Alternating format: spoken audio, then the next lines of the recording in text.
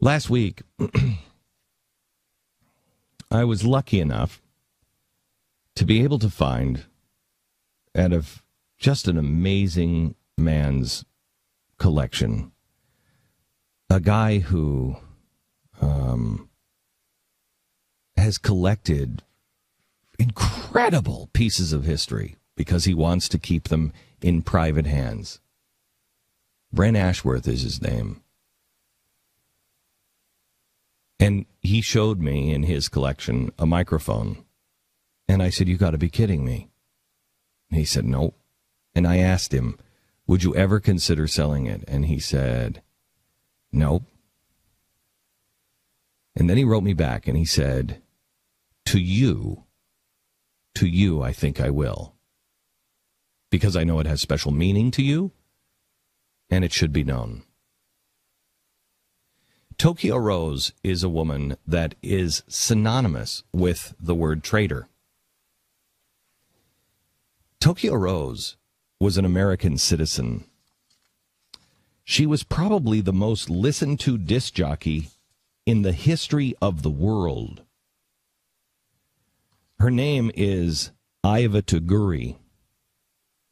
She was born here in the United States, and then she went over to Japan, and then the war happened. And she wanted to come back to the United States, but couldn't.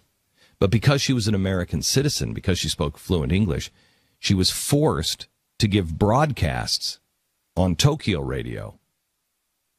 And there were five different Tokyo Roses. She was Orphan Ann. And she refused. She said, "I'll play music, but I will not do the demoralizing messages."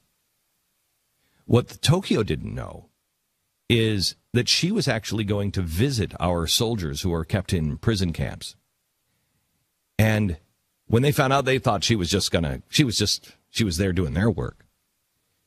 They didn't trust her. The prisoners didn't trust her, the Americans, and for a while. And Tokyo didn't really trust her either because she was an American citizen. So she was without a country and without friends. But she convinced the Americans, "I'm on your side." And she brought them medicine. She saved their lives. She brought them medicine. She brought them food. She smuggled it in. She risked her life to save ours. She would do broadcasts. In fact, one of the guys who this didn't come out until much, much later in the 70s, Robert White, one of the aerial gunners, he said he used to listen to Tokyo Rose. And he would listen to her, and she would always start the 0 hour. That was hers. And she would start, and she'd say, "Hi, boys, this is your old friend, Orphan Annie. I've got some swell records just in from the States. You better listen to them while you can, because late tonight our flyers are coming over to bomb the 43rd Group when you're all asleep, so listen while you're still alive." And the guys in Tokyo couldn't really understand, and they thought that she was demoralizing. What she was doing was she was telling, "Tonight we're going to go bomb the 43rd Group." She saved lives.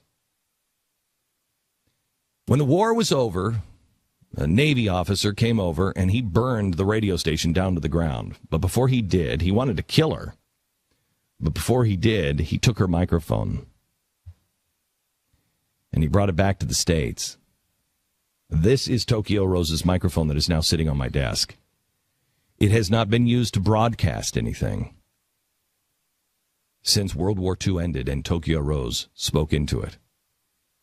But she was speaking words that were truth, that were trying to help the American people.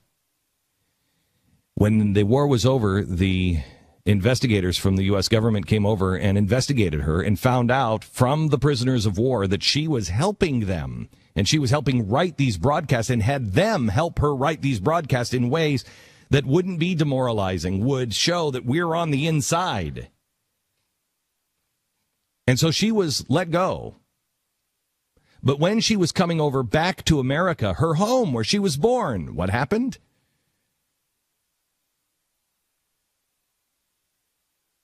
A radio broadcaster, Walter Winchell, found out about it and thought this was awful that she could even become here. She could even come here. Here's Tokyo Rose. And so he started to gin up the American people and start to spread lies. And the government, because they needed to be popular and do the popular thing, they went over and they started to get people to perjure themselves and lie about her.